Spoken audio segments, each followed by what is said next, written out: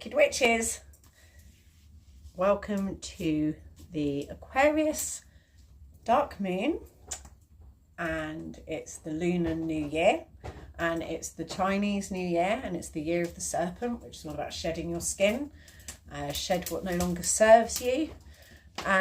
We are now in the age of Aquarius, and three of the slowest moving planets are changing signs this year. So planets that don't normally change signs, like 15, 20 years at a time, are changing signs this year in the first quarter.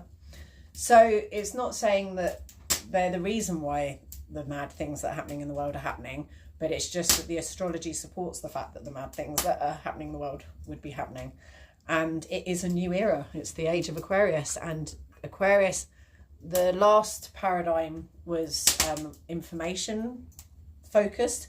This is experience focused, which feels good because it feels like that's a whole new way of being that feels quite good, because it just feels like we've been a bit information focused for a while, haven't we? And now it's about physically being present. It's the power of now, which is the theme of Boomtown this year. And if you haven't read the book The Power of Now, then I suggest you read it this year. Even if you have read it, I read it many years ago, I'm going to reread it just to be present. And I think it's really important for us to do that, because personally, I'm going to disengage from the news and social media, which I have done. I haven't been looking at social media since New Year. Oh my God, it's been heavenly. And I'm going to keep doing it. I've suddenly got so much more time on my hands. I've been writing. My writing has noticeably improved. I just feel very empowered, and and I'm not drinking as well, and that feels really good too. Just made my mojo bag. It's a bag that my friend Cara made me a while ago, but it had completely fallen apart and become a total mess. But it's really lovely on the inside, and then so I've cut it down smaller and I've turned it into, re-sewed it back together, and now I've got this as my mojo bag for the Aquarius age, the age of Aquarius. So this is a 9-year Aquarius new moon.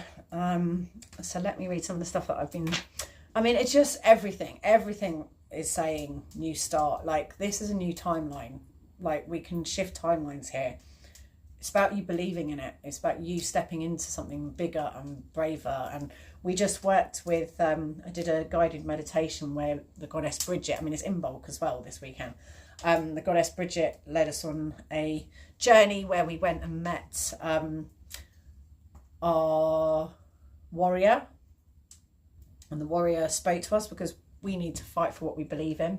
We need to start fighting. We need to step up. We need to be part of the collective. Aquarius is all about collective and revolution, and your role in society and the community.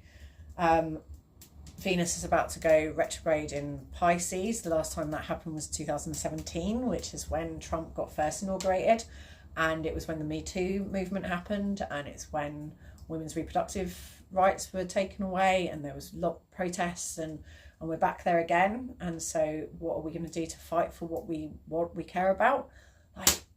We've got to fight for all this shit, and it's time to fight.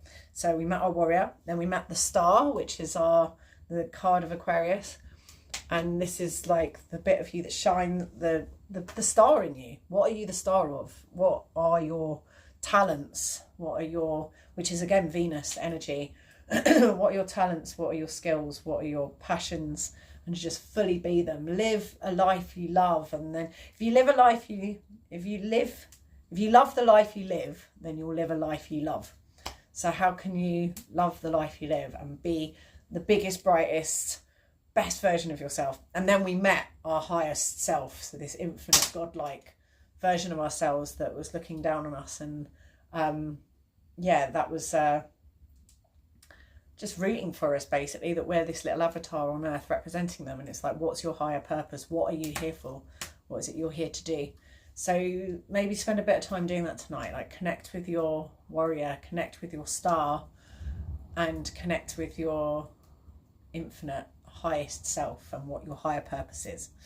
And then for Bridget, over Imbolc this weekend, get whatever your favourite scarf or shawl is that you wear the most, and leave it out overnight on the night of the 1st, and it will get covered in dew, and then you let it just dry, and then that dew is Bridget's dew, spring, the first dew of spring, and that's going to be in your scarf and shawl, and then that will protect you and hold you over the coming month. Well, over the whole year. I do it every year. I've done it for the last 2 years with this shawl, so it'll be the 3rd year this year. And it just makes you feel so supported and protected. And yeah, Bridget's I love her. She is cool. She's one of my favourite deities. She's the only one I've ever had a visitation from. So, made our mojo bags this evening. So this mojo bag just feels like it's an important one. This is my bag for the next 20 years. This is the age of Aquarius. So I'm going to make a sigil, design a sigil for what I'm stepping into. What I feel like right now it's about, what do you believe in? Like, what would you die for? That's what I've been talking about with Dizzle. He's like, I don't want to die. I don't want to have to. I'm like, yeah, but you know,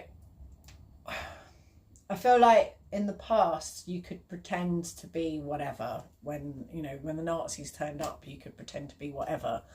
You can't now, because all the algorithms and online social media stuff has very clearly stated which side of the fence you're on. So if there's any indication that you might be queer or trans or female or left wing or not a Trump supporter, not a racist, they're just going to know that you're not on their side. So there's no point like shying away from fully going, yeah, I fucking am a feminist actually, and I am completely against everything that you stand for and believe in. I might as well just fucking own it, because you know it anyway. In which case, I'm going to fucking do it. I'm going to fucking own it. I'm going to be a tank girl right at you. I'm going to be a Boudica. I'm going to be a Princess Leia. I'm going to be fearless and ferocious and fight for what I believe in. And if it means I end up dead, then so be it. So what is it you believe in, and what do you care about, and what are you willing to fight for and die for? I mean, I know that might sound like a lot, but when you've got like the first person who's ever going to get trillionaire status doing fucking Nazi salutes, I'd say it's time to start considering these things. So yeah, that's fun. So yeah, what do you fight? What do you believe in? What do you want to fight and die for? What do you care about? We have to start thinking about these things, and not to come from a place of fear. Come from a place of love. Come from a place of joy. Just fuck it. It's all to fucking fight for, right? You know, the whole little safety illusion reality that we've very bloody luckily got to exist in for this time. No other point in history have we had this. Like 500 years ago or 1,000 years ago, your village could have got raped and pillaged at any point. You know, like fucking marauders could come from across the sea and just burn down the abbey and rape and kill you all within, you know, that was normal. That was your normal reality. We have been extremely lucky to have like 100 years, best part of 100 years of, you know, we've had the wars, and they taught us to not be such dickheads. And hopefully whatever's going to happen now and whatever's brewing will teach us again not to be dickheads. And it will probably, hopefully, all happen quite quickly because time's speeding up. So I'm like, quick, just rip the plaster off fast. Like, let's just get this over and done with, learn our lessons, and then hopefully then we can get on with not being pricks. So that would be good. So let's just fucking get it over and done with. So I'm like, hurry up, basically, rather than like, because it's brewing, isn't it? And if we want to like save the planet and not be the cause of absolute climate and biodiversity breakdown, then we do need to sort that out ASAP. And no one's going to do that until the other side of whatever this shit show is that's brewing. So yeah, we need it to just fucking happen, don't we? So let's get that over and done with as quick as possible, and then move on. And good luck to between now and then. That's just, you know, it's a bit like the Hunger Games or whatever. It's just like, we've just got to get through this and see what comes out on the other side, and then build a better world. So yeah, fucking be brave and fearless, and, you know, be one of the good stories. Be one of the stories that we talk about hundreds of years from now. We're like, oh, that person did this and it was so brave and it was so... Be one of them, and or be one of the survivors. That's what I'm aiming for. So that's what my bag's going to be about. I'm going to do a reading. I mean, it just feels mad to be having that kind of conversation, but at the same time, I've been waiting for this. I've kind of been expecting this my whole life, and yeah, nothing about this is surprising to me, just because it was kind of obvious. I remember I was writing poetry as an angsty teenager in the 90s, just being like the empty 90s. Like, I could see it coming, you know, like Lisa from The Simpsons, you know, she's been saying it since the 90s. I was a little Lisa Simpson, you know, it was like, we knew that this was coming. We knew that we were just taking and not giving back. We knew we were just using up resources. All of this is because of that. People can dress it up and plump it up and piss off about whatever it is that they're going on about. But we all know, really, the reason why we're in the situation we're in, and any fighting and whatever is going to ensue, is because there is a limited number of resources left, because we've just been taking them and not living in a cyclical way. And we're aware that these things are running out. Water, fresh water is running out. Oil is running out. Minerals are running out. If we want to... The powers that be are trying to do an Etch-a-Sketch and a game of Risk rearranged to get the last bits of everything, like the Ukraine, like Greenland, with the all of the minerals that has become exposed in Greenland, but also that then becoming a trade route. That would be the new trade route instead of the Suez Canal. America wants to control it, which is why Trump's now saying he wants to have Greenland, but also all those minerals have become exposed because of climate, which he refuses to acknowledge. But because of the climate getting warmer, that ice is all melted, and now you can get access to those minerals. You know, he's fucking getting a lot out of this. Anyway, but Silver Birch, New Beginnings. So, couldn't be more apt. It's the Lunar New Year. It's the Chinese New Year. It's the dawn of the age of Aquarius. It's the new moon. Physically be strong. Couldn't be more perfect. We need to be like oaks, and that's what just happened in the meditation. We met our warriors, and they put their hand on our heart, and we felt ourselves as strong as an oak. Just feel strong, like feel how strong and powerful you are. Connect with oaks. Sit and meditate with oaks. Sit with your back to an oak and meditate, and just connect with oak and the power of oak. You are a superhero. You are powerful. You are strong. Whatever happens, you can do this. Yeah, and like actually feel into it, like feel into your strength. This is communication, so as above, so below. So this is the yew tree, which is also an incredibly strong. This is the strongest tree. Like oak is famous for strength, and it represents strength. Yew is what they make longbows out of. You cannot break yew twigs. You can't even snap a yew twig. One of my wands is a yew twig branch, and it is so strong. Yew is so strong. It's such hard wood. But also it's this regenerative energy, like it doesn't grow in rings the way that other trees grow. It grows up within and splits open, and if a bough hits the floor, then it spores, like what are they called? Begins with P, doesn't it? Oh, the word's gone, but yeah, it will regrow. They can grow, yeah, so they like, in theory, can live forever, and they do live for thousands of years, and they're connected of like the tree of life in the Nordic tradition is an ash tree. Yggdrasil is an ash tree, but a lot of people see it as the yew tree as well, because it kind of the yew tree sort of feels like it makes more sense to be it in a way, but I think it was originally an ash tree. But it does mean as above, so below. So in communication, it's like really being truthful, talking like the way I'm talking now, where we're not just doing small talk or pussyfooting around or gossiping or whatever. It's like, say the stuff that needs to be said. Share your inner world, like share it. So this one is spiritual message, and this is in your passion. So this is like follow your passion, follow your joy. Trust it, follow the signs, trust the universe, let the universe lead, take the fool's journey and leap off the cliff into the unknown and trust the universe. If the universe has led you to suddenly being in a situation, like this is the thing with living the life you love, loving the life you live so that you live the life you love. It's getting rid of the postcard in front of you of some idea of something you're chasing. If you're always like, oh, when I've lost this much weight, or I'm in this relationship, or I get this job, or I get the book deal, or whatever it is, like I want a book deal. I'd love a book deal. But it's like not waiting for a book deal for that to be when you're happy or when, you know, the thing happens. It's like, own it now, have it now. It's here now. You are living the life you love. You have got all the things. And so it's like being passionate about what's here and taking that postcard of what you're imagining, what you want reality to be, and ripping it up and going, what's actually in front of me? Oh, this person who's here is the person I'm with, or this job is doing everything with excellence has really helped as well. So when you're in a situation where you're like dragging your heels and being a bit like, oh, I don't want to have to do this, and you're a bit resentful, it makes life less pleasurable. Whereas with like, okay, I'm going to do everything with excellence, even cleaning the toilets of the pub where I work, it's just made life go.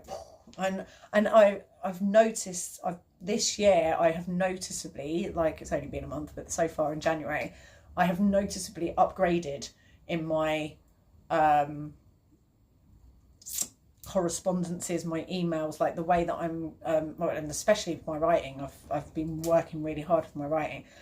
Like it's just been noticeable how much I've like improved with things that I'm doing. And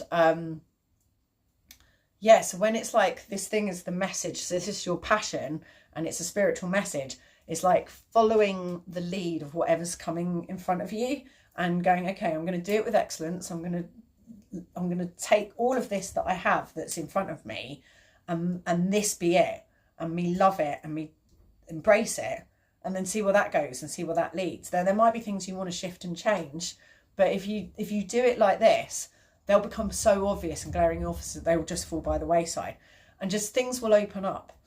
It's when you're like always living for some future that doesn't yet exist, that you're not seeing the signs that are around you, or, you know, fully experiencing what's now. So this again is the power of now, which is why I'm saying read that book, The Power of Now. And then this is the shaman's journey. So it's a shamanic journey, which is not ever going to be easy. It's a bit like Lord of the Rings, like climbing up to Mordor to put the ring in Mordor. No epic story has got an easy, boring storyline, has it? It needs to be big and hard and scary and fraught with danger and peril and, you know, difficult things, because otherwise it's not really worth talking about, is it? It's not worth writing a story about. Get this fly staked a little bit. That might not work, but we'll see. So let's pull some cards to go with it. Oh, the storms are ferocious outside.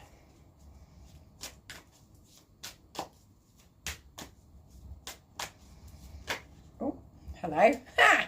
It's the, well, let's go with these three. The Fool, the Works, and the Knight of Swords. So the Knight of Swords, it's not an Aquarius card, but it's got a very Aquarius energy. It's very quick and it's very clear in its ideas and its thoughts, and it's very fresh. So this like sword and cutting and clearing, just being fresh and open. And I mean, I'm getting so much this year out of not drinking. I keep saying this year, it just feels like we've been in 2025 for ages. Being clear-headed, purification, not drinking has been very useful. I'm finding that extremely useful. So I'm, yeah, highly recommend not drinking this year. I'm having a dry 2025. Do the work. So you can't just expect everything to come to you. You've got to do the work and put the work in. But then we've got the Fool. So, and that is stepping off the cliff into the unknown. And we have the opportunity now to change timelines. Like that's what we're in, this space of, like, we can create anything we want right now. And this is the energy for that to happen. So what do you want to step into and what do you want to create? Just fucking do it. Just do it and just believe in it, and yeah, trust that anything is possible and that we can be magnificent. We can be magnificent. You know what? She power.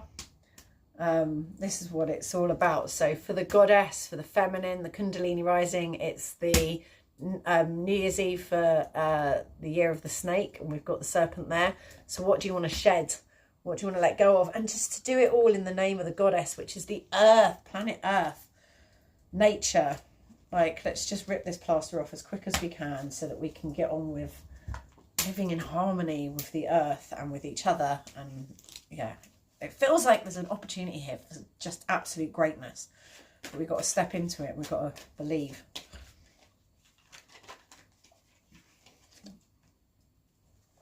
Primal. So absolutely being wild and free. You know, like Artemis, being wild and free and connected to your wildness. Don't try and fit in or be civilized or contained. We're going to be warriors, and we're going to be powerful, and we're going to be just, yeah, absolutely wild. And life is a ceremony, which again has the serpent. So again, we have this snake energy. So life is a ceremony, and I'll read out what that has to say.